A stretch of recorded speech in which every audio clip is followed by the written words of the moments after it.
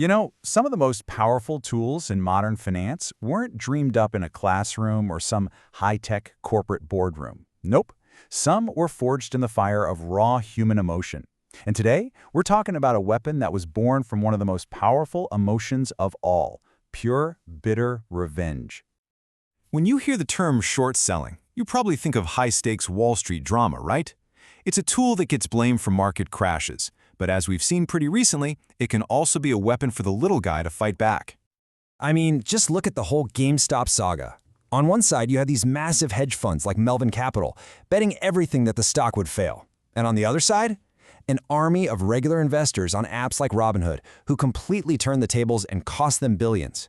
It felt like a modern-day David and Goliath story, and it's exactly the kind of fight the inventor of short selling would have absolutely loved. We tend to think of short selling as this complex, modern financial thing. But what if its roots are way more personal? What if it wasn't invented for market efficiency at all, but as a weapon for one man's personal war against the most powerful corporation on the entire planet?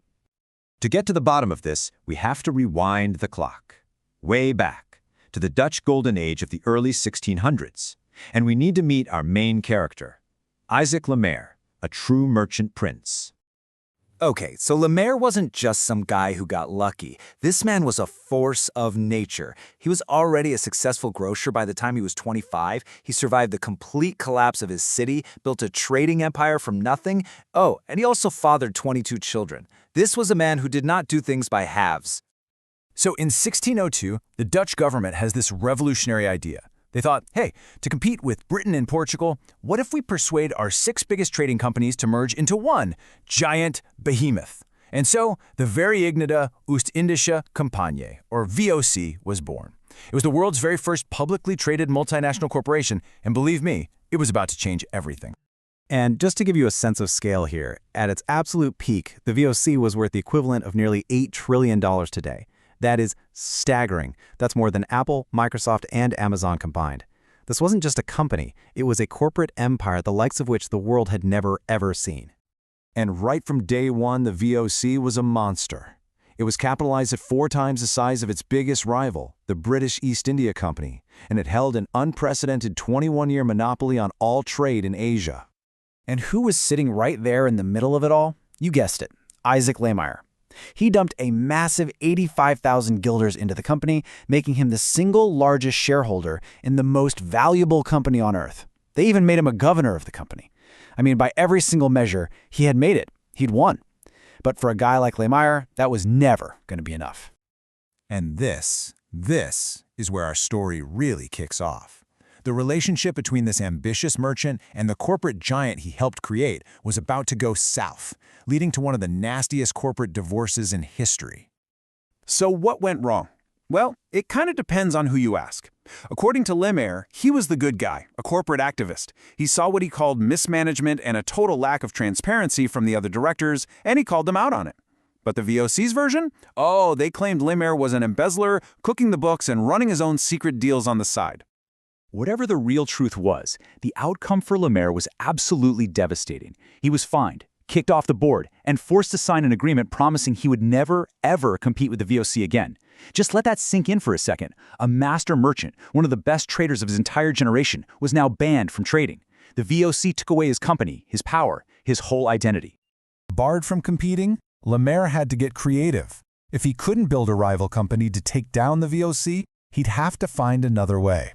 He decided he would invent a whole new kind of financial warfare to destroy it from the outside. He basically invented what we now call a bear raid. He knew that information, or even better, misinformation, was power. He put together a group called the Groot Compagnie and literally hired thugs to stand on the bridges where stocks were traded and just spread rumors. You know, hey, a VOC ship just sank, the cargo's ruined, the British are attacking. The goal was simple: create total panic and crash the stock price. Now, to actually profit from the panic he was creating, Le Maire and his partners started short-selling VOC stock. It sounds complex, but the idea is actually pretty simple. Imagine you borrow your friend's PlayStation. You immediately sell it for, say, $400. Then you wait. A few months later, the price drops. You go out and buy a brand new PlayStation for only $300. You give it back to your friend, and you just pocketed a $100 profit. You literally made money on something you never even owned just by betting its price would go down. But Lemaire, being Lemaire, took it a huge step further. He started doing something called naked short selling. This is like agreeing to sell that PlayStation for $400 and promising to deliver it later without even borrowing one first. You're just gambling that the price will crash before you actually have to find a PlayStation to deliver. It was an unbelievably audacious and risky plan to just drive the company's stock price straight into the ground. So the big question, did it work? Did the bitter merchant get his revenge and bring down this corporate titan? Well, not exactly. In fact, his plan backfired so spectacularly that he accidentally changed the financial world forever. His whole plan just fell apart. For one thing, the big, serious, long-term investors, they pretty much just ignored the rumors. Then, the VOC calmed the market by issuing an early dividend, which was a pretty smart move. They also successfully painted Lemaire as this evil villain who was hurting widows and orphans. The government ended up stepping in and outlawing the very tactic that Lemaire had just invented. So, in trying to destroy the company, he accidentally created the world's first financial market regulations and was completely financially ruined in the process. Lemaire's story it ends in tragedy. Even after being ruined, he made one last desperate attempt at revenge. He funded an expedition led by his own son, Jacob, to find a new trade route to Asia, one that would get around the VOC's monopoly. And Jacob actually succeeded. He discovered the now famous Cape Horn. But on his way back, the VOC had him arrested. And even though Isaac eventually won the legal battle that followed, it was too late. Jacob died on the voyage home.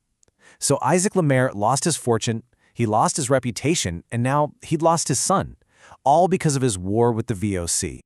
When Isaac Lemaire finally died in 1624, this was the inscription on his tombstone. It says he lost it all except for his honor. It's a fascinating thing to say about a man whose entire life was defined by such a bitter, destructive grudge. And that really leaves us with the central question of his legacy, doesn't it? Was he a corporate activist fighting a corrupt monopoly, a man of honor? Or was he a vengeful villain whose personal bitterness accidentally created tools that would shake financial markets for centuries to come? 400 years later, from Wall Street to GameStop, we are all still living in the world that Isaac Lemaire's quest for revenge helped build.